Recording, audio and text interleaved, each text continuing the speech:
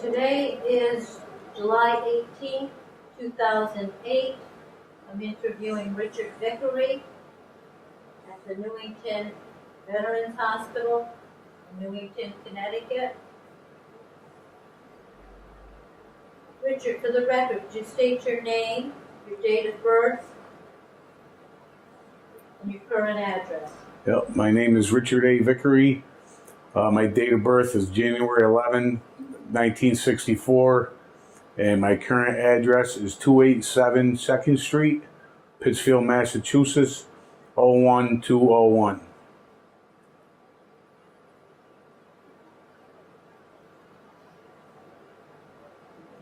Rick, were you drafted or did you enlist? I enlisted. Where were you living at the time? At the time, I was living at 109 2nd Street, Pittsfield, Massachusetts. You remember the date that you enlisted? I remember the month, which was April of 1981. Why did you join? Why did I join was a friend of mine also joined, so it just sounded like a good thing to do, so I did. Well, what branch of the service did you join? I was in the Massachusetts Army National Guard. So did you both join together at the same time? No, my friend, he joined a few months before I did. How old were you at the time? I was 17. You were still in high school? I was still in high school. Did you have to get parental permission? Yes, I did. I had parental. What were your first days in the service like? My first days, it took some time before I went to basic training. So Finished high school? I had to finish that year of high school, my 11th year, before I was sent to Fort Benning, Georgia for my basic training. What was basic training like? Fort Benning, Georgia is the gateway to hell. That's what I believe. Excuse me. I remember, I'll never forget this, but when we arrived in the bus, the biggest person I ever saw in my life stood before us and ordered us off the bus in 3 seconds. And the bus was emptied in 3 seconds. Wow. Basic training was very hard. It was very hard, they literally tore you down and remolded you. They taught you discipline, military courtesy, plus all the infantry schoolings. How long was the basic training? Basic training went from July 5th until the end of August of 1981. I went what was called split option. What's that mean? You do half of your basic training 1 year, and then you go for your active individual training another year. Do you remember any of your instructors from basic? No, I don't really remember them. All I remember them as being very mean. My instructors were post-Vietnam era drill instructors. Do you have any memorable experiences from basic training? Just a lot of fear. A lot of fear. Being so far away from home. The first time being away from home. And like I said, these guys, these drill instructors, they really did instill fear into us as they were tearing us down and molding us into soldiers. Now, your friend wasn't with you for basic, or was he? No, he was not with us. Yeah, he was not with me at that time. Where did you go after basic training? After basic training, I went back to Pittsfield, Mass, finished my high school of 1982, and in preparation for my active individual training. Then after you graduated from high school, where did you go? I went back to Fort Benning, Georgia, to do my active individual training. Okay, so back at Fort Benning, what was the second experience like? The second experience was a little better than the first experience. I kind of knew what I was going into. So I went back with a truly military frame of mind, which helped an enormous amount there. With the weapons training, I was at that time part of an 81 millimeter mortar crew. Did you choose that group, or did the Army tell you that's what you were doing? No, I chose that MOS, which at the time was 11 Charlie. It was what? 11 Charlie. What's that mean? 11C. It's the MOS qualification. Why did you choose that? That's what my friend was in. He was also in the mortars. He was also 11 Charlie. And it just sounded like something different. It sounded like something different compared to what my life was back then. Not that my life was bad, it was good. And I had a normal childhood, but it was different. It really was. It was different with all the weapons training. So, during your second part of basic training, was it just specializing in the 81 millimeter, or did you do other stuff too? We did a couple of other things. We did hand grenade training, more M16 training, but for the majority of it, it was the 81 millimeter mortar that we focused on. And how long did you stay the second time? I forget when I went down and when I came back, but it was around 2 months. Was there a graduation at the end of your training? We did have a graduation, yes.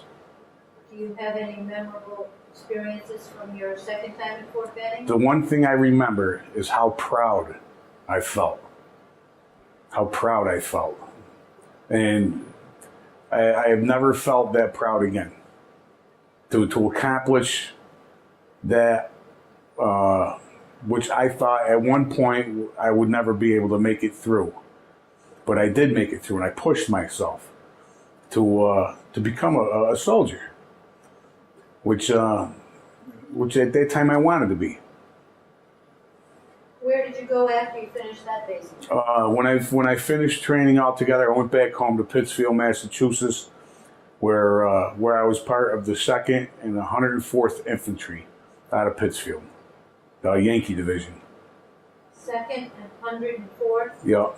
Infantry? Infantry Division, which was part of the Yankee Division. And then did you stay in Pittsfield for a while? I stayed in Pittsfield until 2005, where I went full-time Army. All right, so what year did you get back in your second one? You graduated in 82, and then you went to the second, so it was probably still 1982. It was still 1982 when I got back from my active individual training. And you stayed in Pittsfield then? Were you in active duty then? I was still active National Guard. Until 2005? Yes. As active National Guard between 1982 and 2005, what did you do? I'm sorry, I need to back up sometime. Okay. All right, I apologize. No problem. And from 1982 to 1985, Yep. I did my weekend drills. Every weekend there was a drill? There was once a month with the National Guard. And 2 weeks out of the summer was our active training.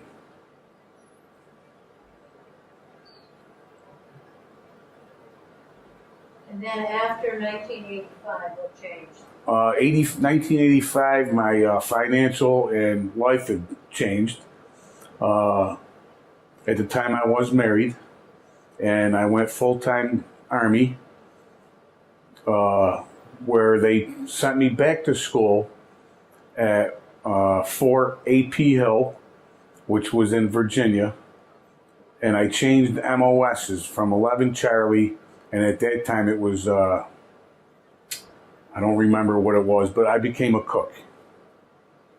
This was your choosing or the Army chose? That was, it was partly my choice and partly the Army's choice. At that time I went full-time. They didn't need 11 Charlie personnel, but they did have a critical career field, which was cooks. So you then became full-time Army and you became a cook. What was the training like to become a cook? The cook, there was a 9-week program. And after going from infantry to cook school, it was a different environment. How was it different? There wasn't so much of the drill instructors coming down on you for things that you mess up in that would get you killed in a modern day battlefield.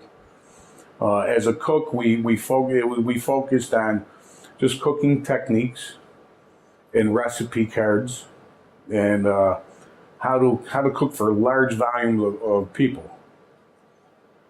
Did you have any prior cooking experience? No, I did not. No, I did not. So how did you do? I did excellent. I graduated second in my class. Excuse me. And where did you go after AP Hill? After Virginia, they sent me to the city of Mannheim, Germany. And I spent 2 years in Germany. Where? At Mannheim? At Mannheim. You know how to spell that? Mannheim.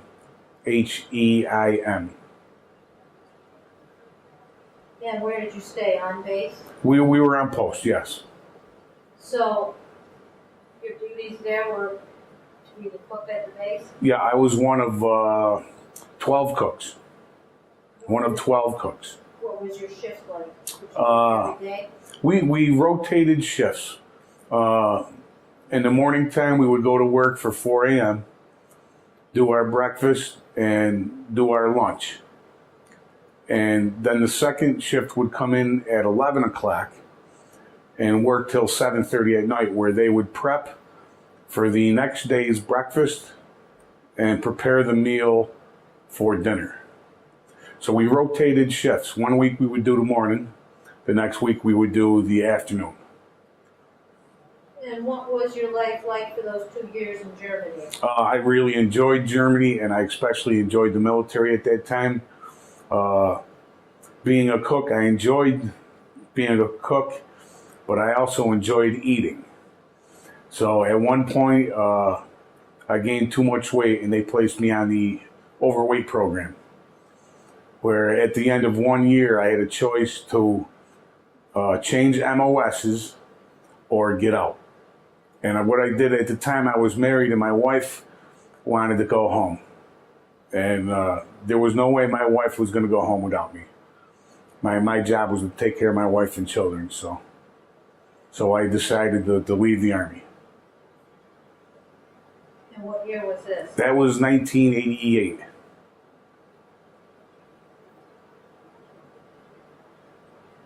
So in 1988, you were in Germany? Yes. And you left the Army? I left the Army. And you went back to the United States? Back to the United States. Now, I know that your military experience doesn't end there, so... No, it doesn't. No, it doesn't. So you somehow must get back in. And in 1989, I rejoined the National Guard. Why did you do that? Because I longed and truly missed the military. Though it was just National Guard, it was still a structure. It was still a structure that I enjoyed. So when you rejoined, did you have to go through basic training and all that again? No, I did not. Where did you go? We stayed right in Pittsfield, Mass.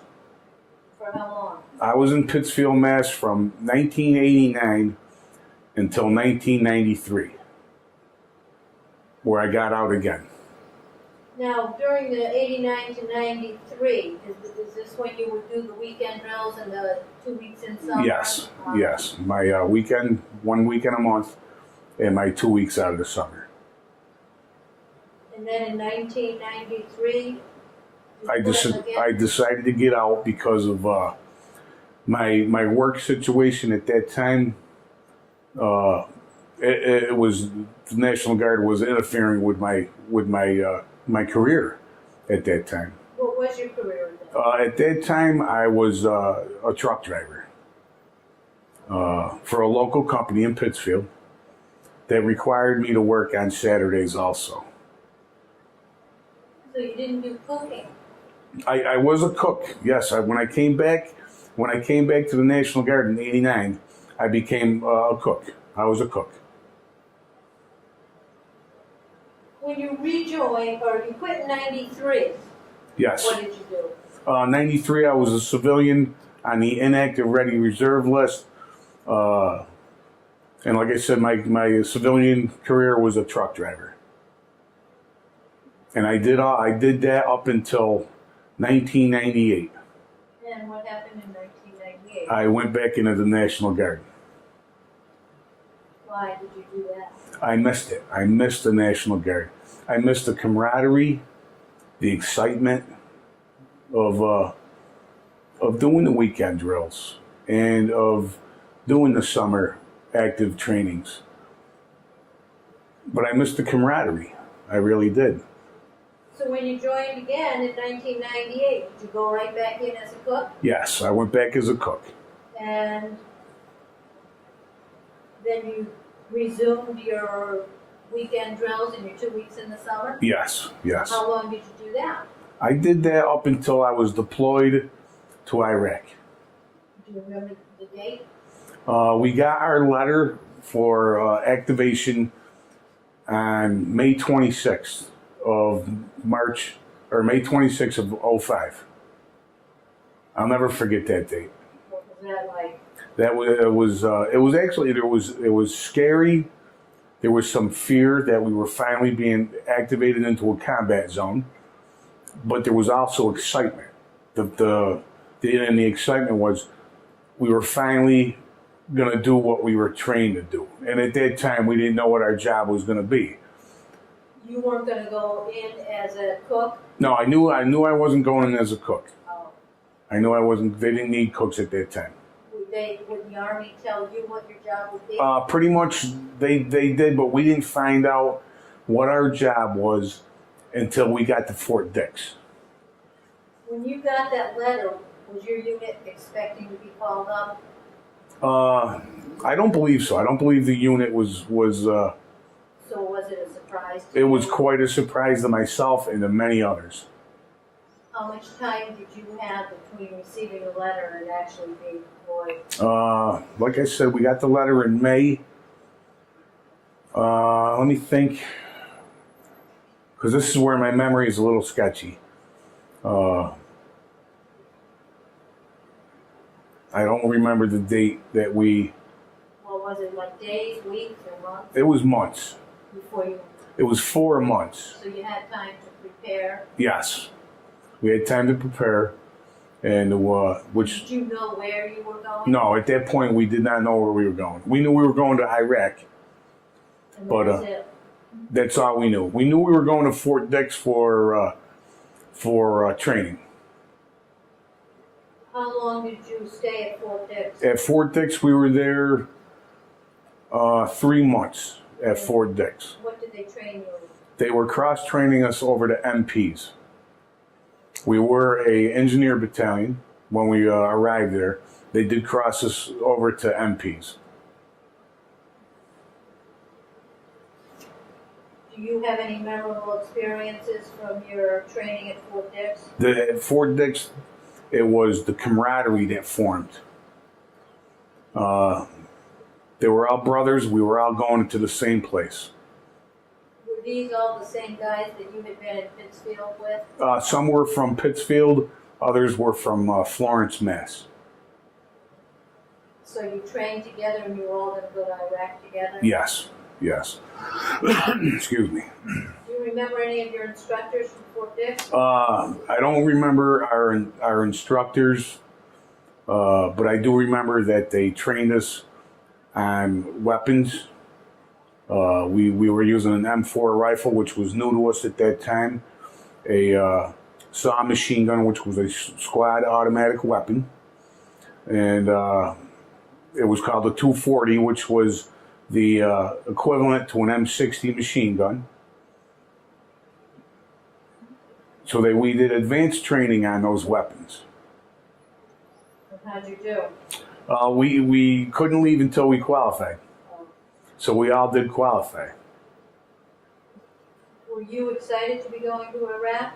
I was excited at that time. And the reason I was excited was that we were, like I said, we were finally being used. After all those years never being deployed anywhere. There was, it was like, they're never going to use us for anything. Did I waste all this time? Actually, because you had joined and rejoined so many times, did you have more experience than most of the other guys? Yes. Yes, I did have more experience than most of the guys. Most of the guys that we deployed with were, they were in their mid-20s. Some younger, some a little older.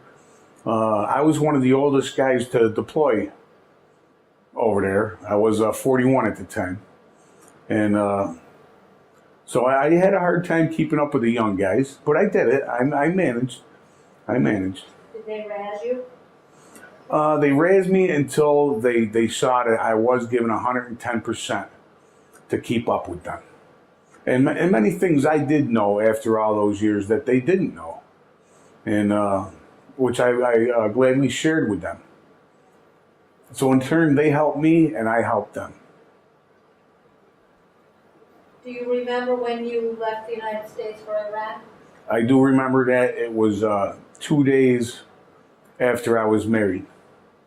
2 days after you were married, Yes, you left? yes, I was married on October 23rd, 2005. And we left for Iraq October 25th. Wow. And we flew out of Fort Dix, McGuire Air Force Base. Did you go directly to Iraq? No, we went to Kuwait first, where we spent a week and a half there waiting for transportation to Iraq. What did you do while you were in Kuwait? We got some very needed sleep because the training at Fort Dix was very intense. Some days 22 hours a day. But a minimum of at least 18 hours a day was involved in training at Fort Dix. So your 2.5 weeks in Kuwait was, you didn't have any responsibilities or duties or training? No, it was only a week and a half, 1.5 weeks. But no, we had no duties. We had no responsibilities at that point in time. And then you went from Kuwait to Iraq? Yes, we went from Kuwait to Iraq. We flew into Baghdad International Airport. And that was around November 6th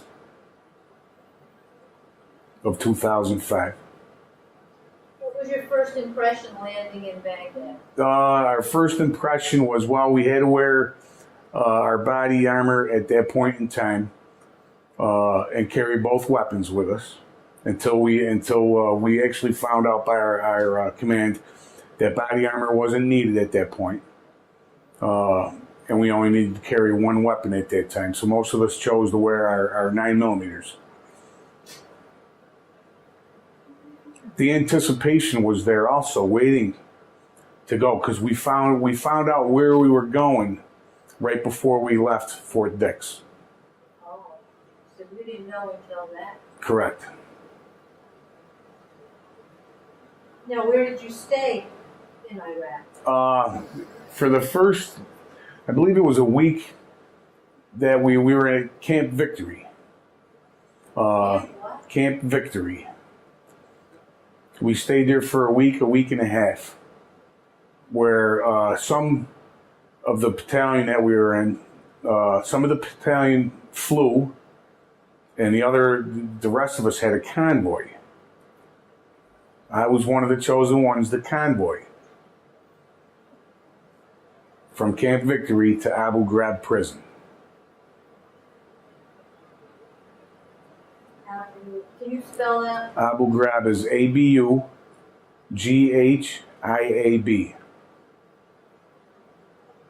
I think.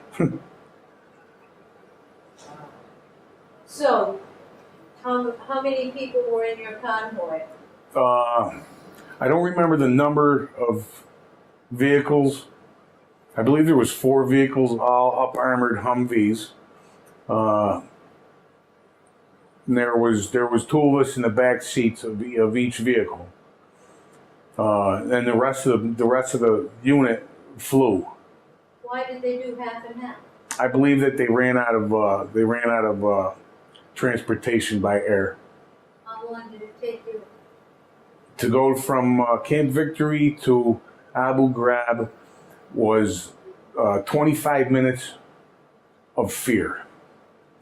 Why was that? Well, at that time, there was still IEDs, improvised explosive devices, along the roadway, plus the possibilities of having RPGs shot at us, plus snipers, mortars. The greatest fear was the IEDs, which on that ride from Vickery to Abu Ghraib, at that point we didn't know, but we passed an IED on the roadway that never detonated. How did you find that out? We found out later in that day. The report came out. Were you starting to regret that you joined that last time? No, I never regretted it. I never regretted that last time. Now, you were all trained as MPs, so you knew you were going to the prison to be MPs at the prison? Yes, we knew where we were going and what our jobs were at that time. What was it like when you arrived at Abu Ghraib? It was nerve-wracking at first because of the mortar attacks. Something that was new to all of us. It was definitely a different environment, and I don't know what else to say about it. I really don't. How long would you stay in there?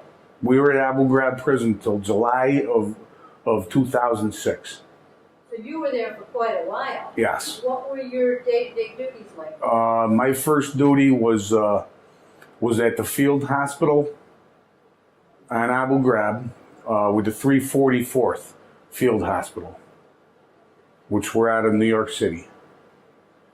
And what did you do? My job was to stand guard over detainees while in the emergency trauma room. Did you work a regular shift, like a regular 8-hour shift? No, they were 12-hour days, 6 days a week. So you would stand guard for 12 hours straight? Yes. 6 days a week? Yes, ma'am.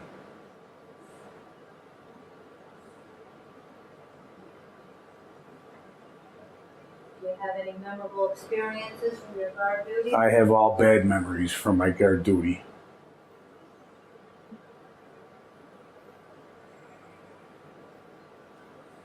In the time that you were not on guard duty, what did you do? When we were not on guard duty, we basically secluded ourselves in our rooms.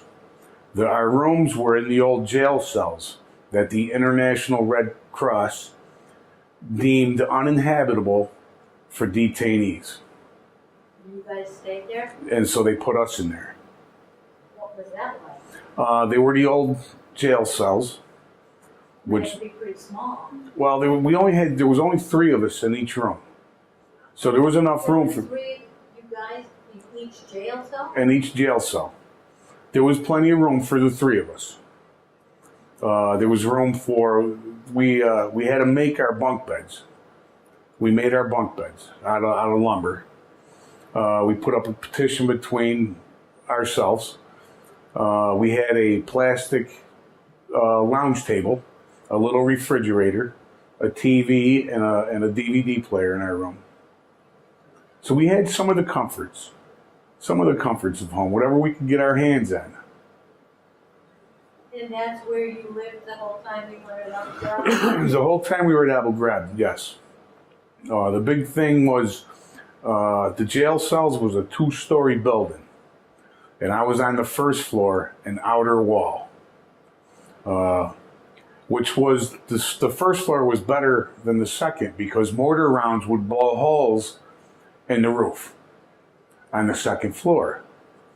But the outer wall where we were was kind of what's the word I'm looking for? Is kind of intimidating, because if a mortar round hit that outer wall, it would have killed us. It would have blown a hole in the wall and killed us. Did you choose your space? No, we did not choose our space. That was assigned to us. Well, how frequently would mortar rounds be coming in?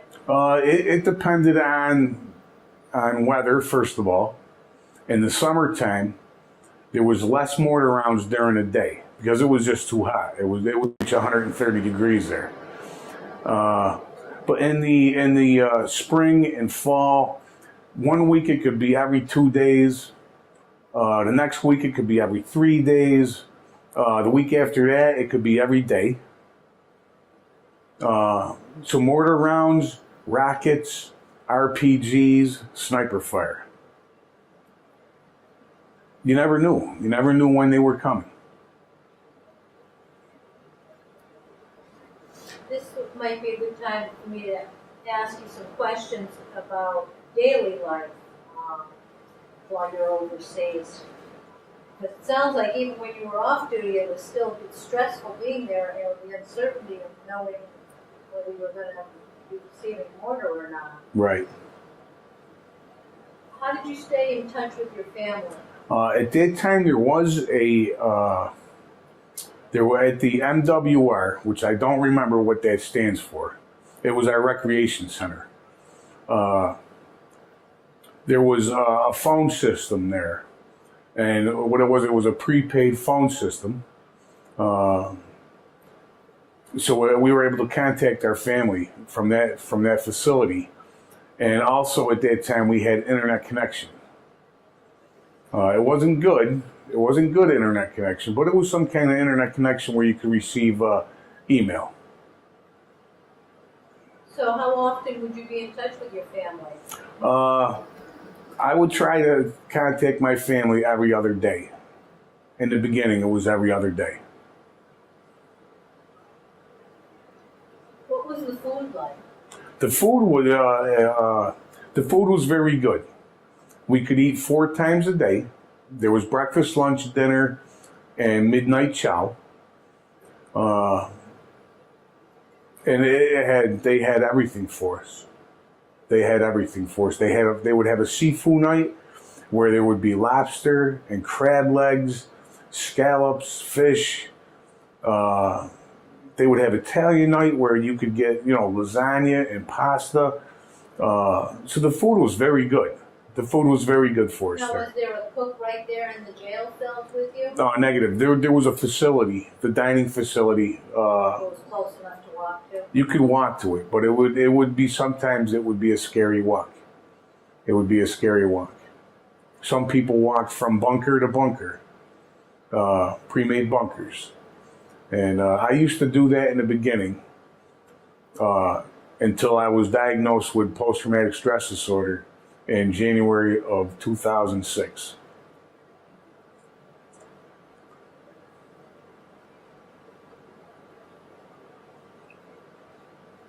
And then you didn't go from bunker to bunker? I just didn't care at that time.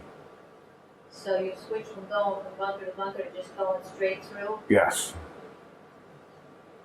Did you realize you had post-traumatic stress? At that time, I was going through the combat stress system there. I knew something was wrong. At that time, I didn't know exactly what was wrong. I stopped sleeping. I stopped eating. I stayed in my room more than I ever did. So I isolated. I was hypervigilant, always on guard.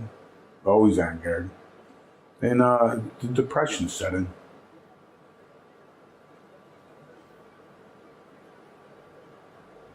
And what did the Army do for you? You still had to do your regular duties? I still had to do my regular duties, but I did the combat stress on my own. I wasn't ordered to go to combat stress. So I decided myself, because like I said, I knew something was going on with me, but I didn't know exactly what it was.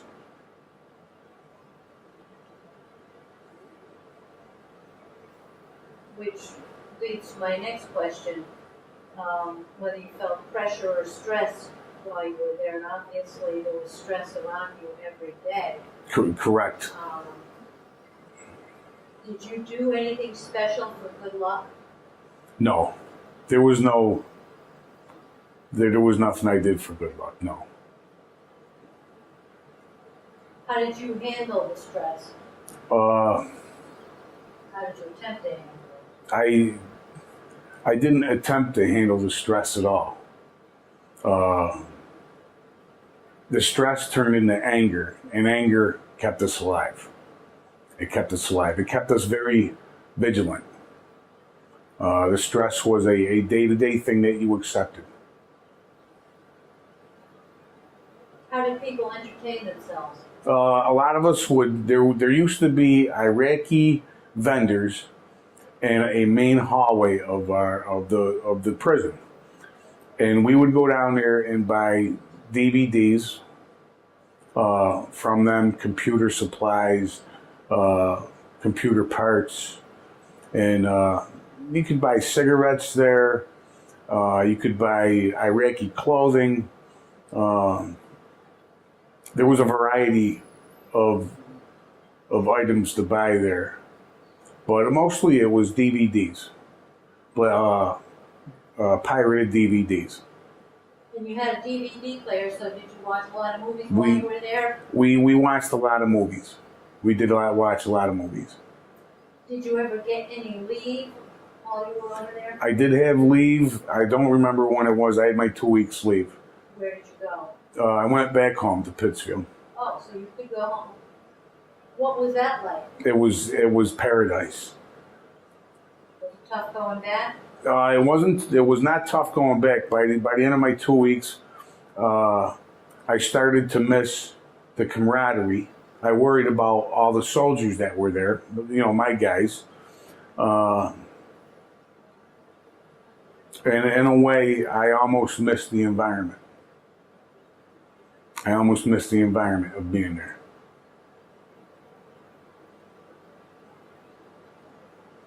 Did you travel anywhere else while you were in the service? Not while I was full-time, no. Or I should say on deployment. Do you recall any particularly humorous or unusual events while you were in Iraq? Unusual events were the detainees and their culture was unusual compared to what we are used to here in America. The culture is different. Have you been trained and prepared for the culture shock? There was some training, but not a lot. Mostly that was language skills. Other than the detainees, did you have much interaction with the Iraqi people? Not at the time when I was with the hospital. I'd like to talk a little bit about the hospital, if that's okay. Yes, please. I worked, like I said, I worked at the emergency trauma room at the 344th.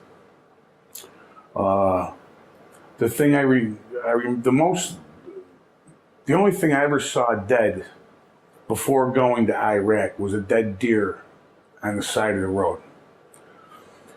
Going to the emergency trauma room was a shock.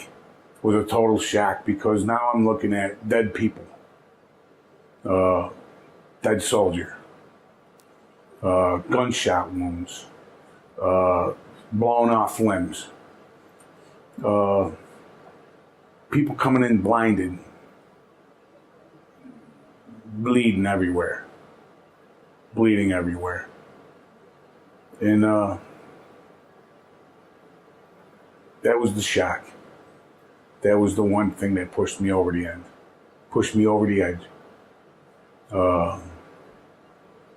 There's some details I won't get into, but that's where the post-traumatic stress disorder started. Now, all of these patients that would come into the trauma emergency room were Iraqis? Mostly were Iraqis. Iraqi civilians getting caught in the crossfire. A lot of them were insurgents also, but it was the civilians that got caught up in the firefights, in the IED explosions. Racial, or I shouldn't say racial, but religious disputes between the Sunnis and the Shiite. At that point in time, they were just killing each other because of their religion.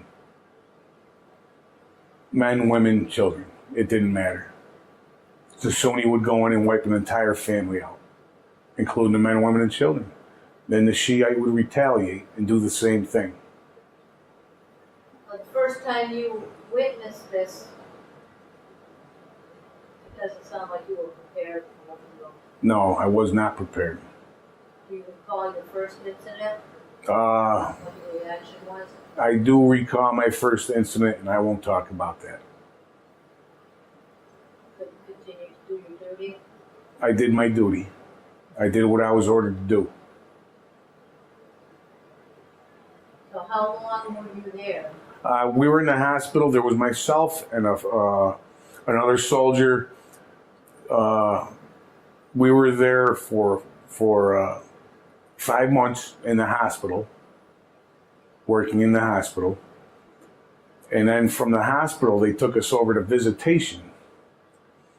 And going from the hospital, seeing the physical agony of people, going to visitation was now you see the families. You see the families of these people. Now you say visitation, what was that? Visitation was where the family members of the detainees could come and visit their loved ones. Was it in a hospital setting or a separate building? It was on the other end of the post. The other end of the post, in its own little complex. There was 8 tents that were there. Each tent would hold up to 10 detainees that were transported to visitation by Army truck, deuce and a half. Excuse me. The detainees would come into a holding cell until their we called it the ISN, which was the international serial number that was given to them when they were in process as a detainee. Family members would come in and request to visit their loved ones by their ISN number. And just family members would come in. Some had absolutely nothing, not even shoes on their feet. And mostly it was the children. Mostly it was the children that would come in with no shoes on their feet, especially the young girls. The young girls had nothing due to their culture.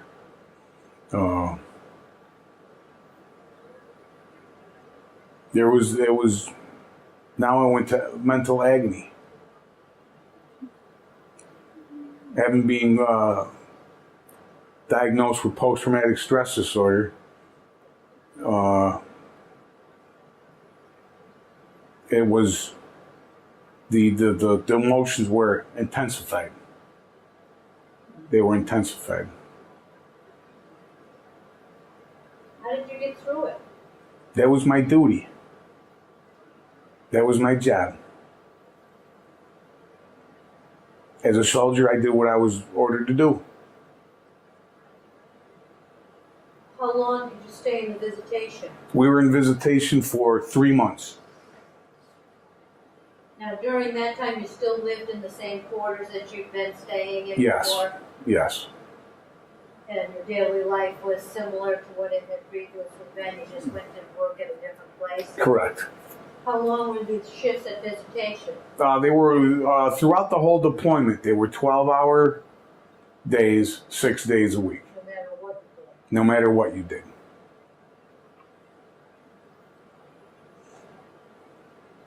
Do you have any other experiences from visitation that you'd like to share? No, negative. Where did you go after visitation? After visitation, we went to the camps. That's where the detainees were held. And these were well detainees, not wounded or injured? Some were still wounded by their, by gunshot wounds or something physical. Most were healed already, but a lot of them did come through healing up from their injuries. And what were these camps like? They were basically a small tent city. There was certain compounds. Inside each compound was a number of tents. I don't remember what that number was. And in each tent there was up to 30 detainees. And we were in the compound where the murderers were. Where the murderers, the snipers, the IED makers. So we were in the bed. We worked with the bad of the bad. And what was that like? We were threatened a lot. They would threaten us. That must have been pretty scary to go to work every day. Some days it was. Some days it was. At that time, like I said, I was already diagnosed with post-traumatic stress disorder. So I did take chances. I really didn't care at that time. I didn't. The only thing I cared about was doing my duty. I did do some reckless things. Putting myself in harm's way. Now, these camps, were they still close enough in proximity where you were still sleeping in your jail cell there and then going to these camps by day? Yes. Yes. So you go home to sleep? Home. Well, yeah. we would still, we were still occupying the jail cells up until July of 06. And the reason I say July of 06 is because we closed Abu Ghraib prison. And we transported all the detainees and all the soldiers to the new complex, a brand new facility at on the outskirts of Baghdad International Airport. And this camp, it was called Camp Cropper, after a Keith Cropper who died in the line of duty. Cropper? Cropper, that's correct. Cropper. Correct. So how long were you in the camps? The camps was the last place you went before they closed Abu Ghraib? Correct. And then I went to the camps at the new facility. The one thing I remember the most, at Abu Ghraib prison, we had sniper shields. The walls were about 20 feet, and then on top of the walls was a we called it the sniper shield. All it was a wooden structure, frames with black fabric that elevated the walls so the snipers couldn't shoot at us as often as they did before the sniper shields were up. At Camp Cropper, there was no shields. There was no sniper shields. We never received sniper fire at Camp Cropper. The mortars were less frequent, but they loved to rocket us. They threw rockets at us instead. But like I said, at Camp Cropper was a new facility. We stayed in a barracks then. The barracks building was new. We had running showers inside the building. There was air conditioning, though we had air conditioning at Abu Ghraib too. But there was air conditioning at both places. It was a lot cleaner. And during the mud season, it wasn't as muddy. Because the mud season at Abu Ghraib was horrendous. It would stick to your boots like concrete. You were walking to all the places you had. Correct. That's correct. So your living conditions improved. Yes. And how long would you stay at this new Camp Cropper? We stayed at Camp Cropper until we left Iraq. We, like I said, we closed Abu Ghraib prison in July, and we occupied Camp Cropper during that month. You left Iraq in August? Excuse me? When did you leave Iraq? We left Iraq in October 17th.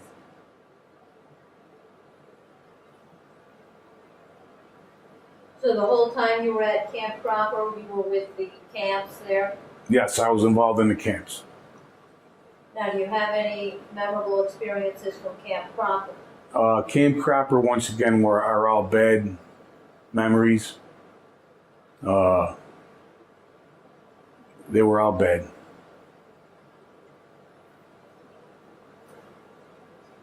The detainees at Camp Cropper were a mix, so it was really bad, or the murderers that you had in the other camp? Correct. It was all the same people from the other camp, but just brought to a new facility? Correct. That's correct.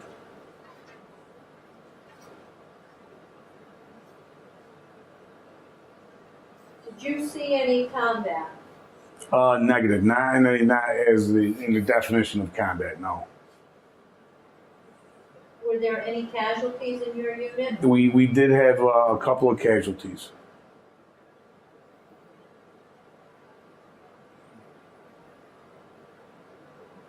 Richard, did you receive any medals or citations? I received the medals and citations that everybody would receive going over there. Was overseas.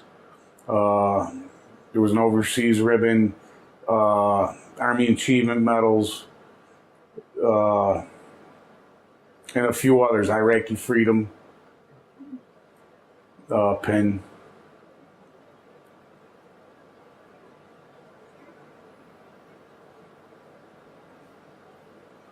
Do you have any photographs from your time in Iraq? I do have a lot of photographs from the Abu Ghraib prison.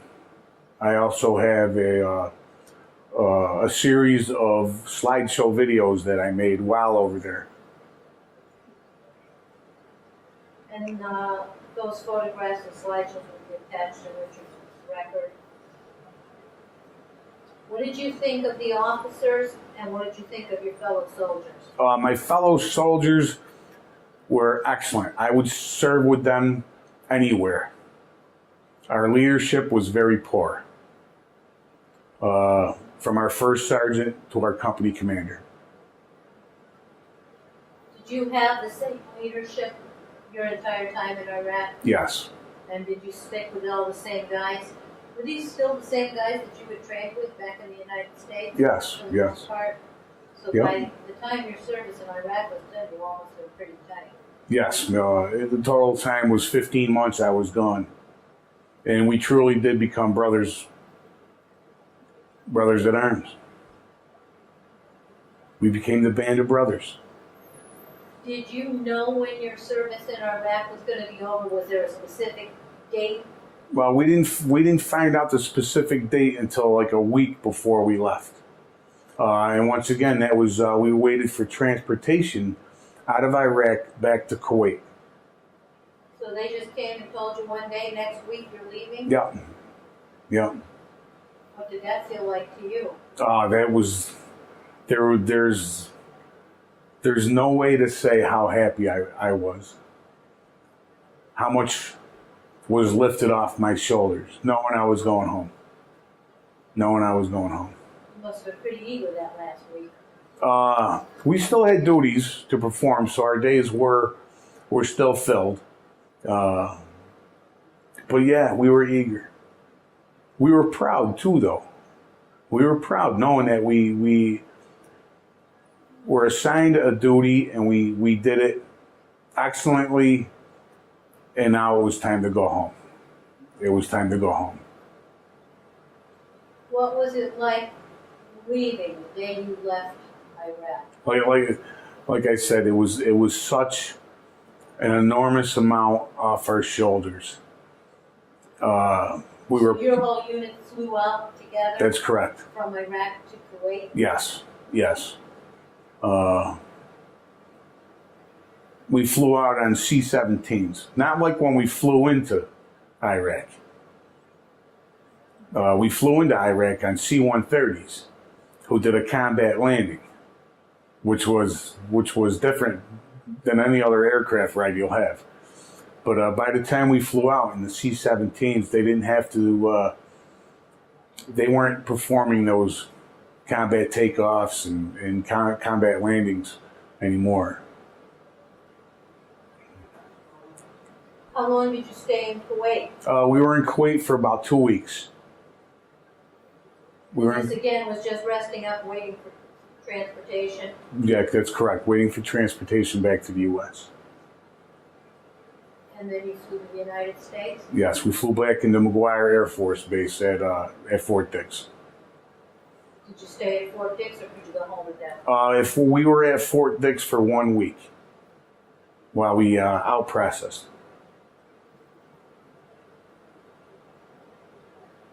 And what does out processing consist of? We went through a lot of we went through medical evaluations, financial,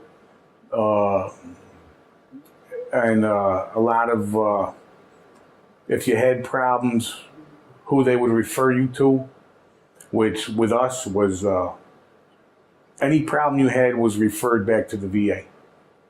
Any medical issues, mental issues, was referred right to the VA. They did nothing for us at Fort Dix when we were out processing.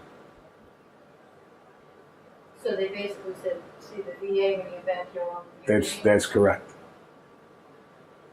So then you went from Fort Dix back home to Pittsfield? That's correct. That was October 27th. October 27th, like I said, we got home, and I started VA services on November 6th.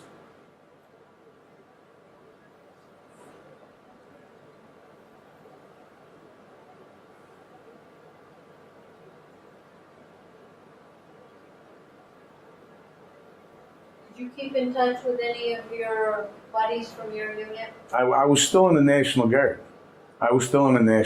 So yes, I was still in the National Guard for until late 2007 when I finally retired. And you haven't rejoined? And I've retired, so I can't go back in. Excuse me. So you still stayed in, so that meant you still did the monthly? Yeah, the monthly. In the 2 weeks in the summer? Well, we didn't do a active training because of the time we spent in Iraq. Yes, that was enough training. That was enough. Plus, I stayed in until I had my 20 years and I could retire. I was going to say, did you ever add up all your service? Yes, I did. 20 years? It was 20 plus years. What was the date you retired? I don't remember the date I retired. I don't even remember the month. What was the year? 2007? It was, yes, 2007.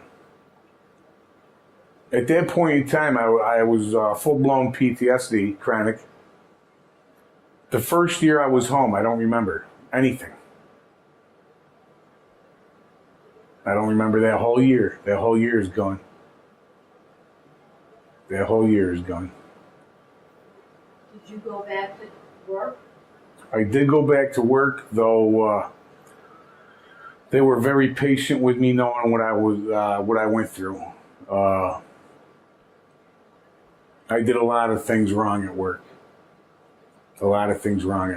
From being insulting my supervisor to destroying equipment.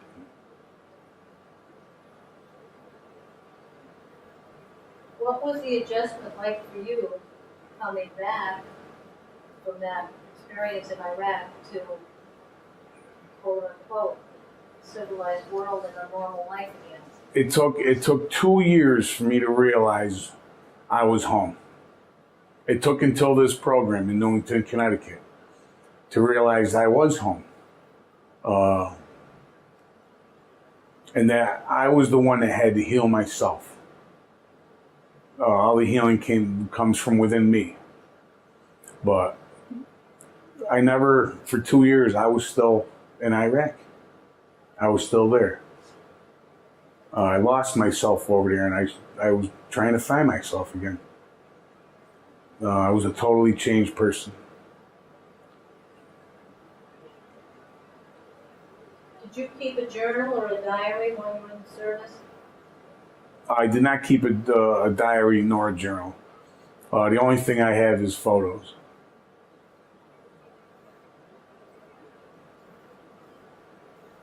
What made you finally decide to retire? I was just tired. I was tired.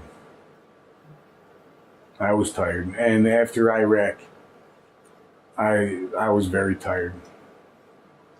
Do you recall your last day of service? I don't recall my last day. No, it was just a normal day up at the unit, and I turned in all my gear, and then after that I had to wait for a briefing date to find out what my benefits were for after serving all that time.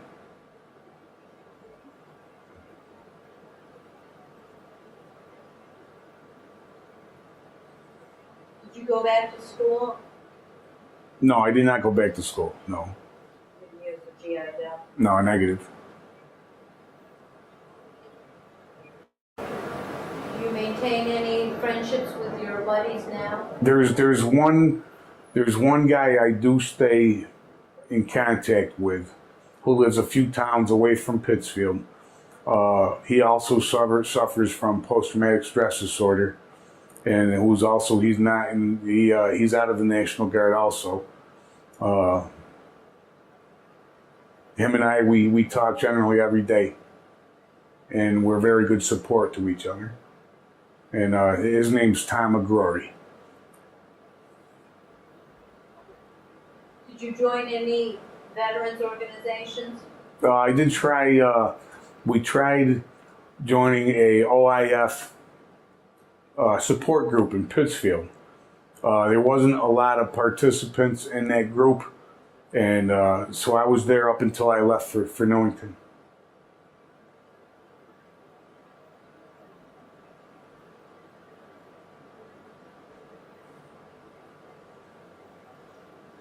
What did you do as a career after the war? Truck driving? No, I was out of truck driving at that time. I went to work for the city of Pittsfield. First I was at the wastewater treatment plant, and then they transferred me over to the water department.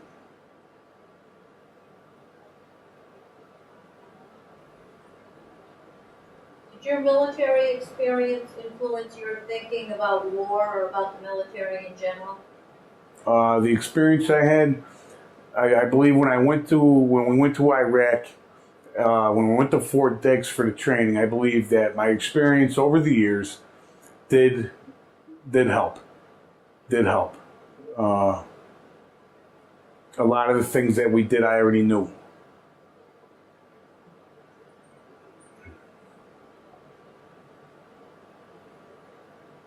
By serving in the military, has it changed your thinking about war or about military? No, it hasn't changed my thinking on war nor the military.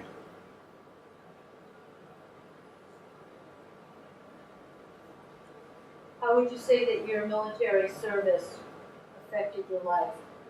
It's affected my life enormously, especially the time in Iraq.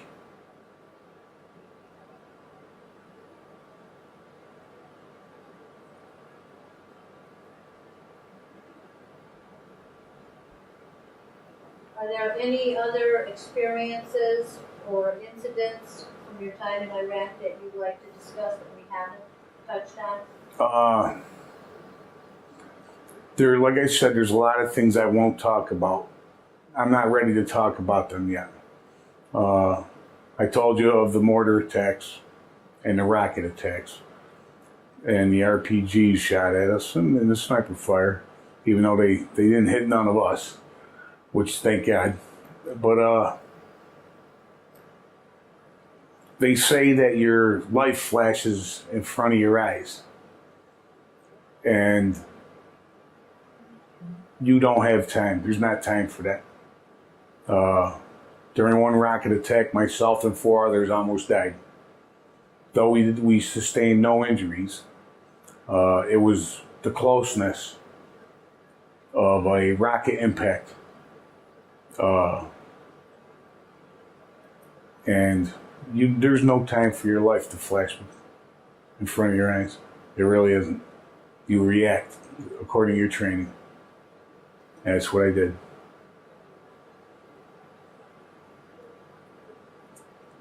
Richard, is there anything else that you would like to add that we have not covered in this interview? I think this pretty much covers everything. I do want to mention that post-traumatic stress disorder is real, and it does change your life. It takes a long time to heal, and it takes a long time and a lot of support. Without the support of other sufferers of PTSD, it would be a harder road. Plus programs like this. There should be more programs like this. And because there's going to be a lot more soldiers like this. Richard, what would you say was the catalyst for you seeking help for your PTSD? Like I said, I was diagnosed with PTSD in January of 06 at Abu Ghraib prison. Like I said, by the time I left Iraq, I knew something was wrong. I knew something was wrong. And that was the reason why I got right into services for the VA.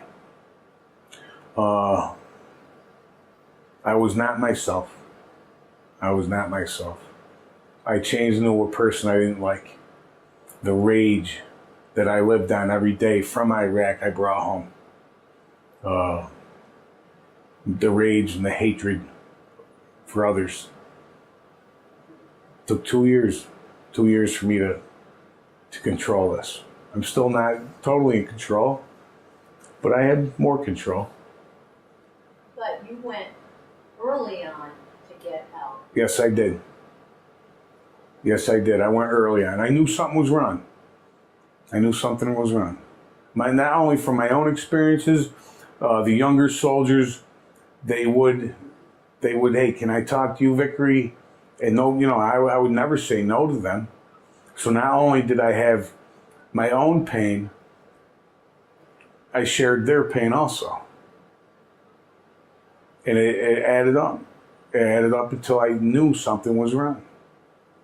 I knew something was wrong. Well, I'd like to thank you very much for this interview, and I'd like to thank you for your service to our country. Thank you.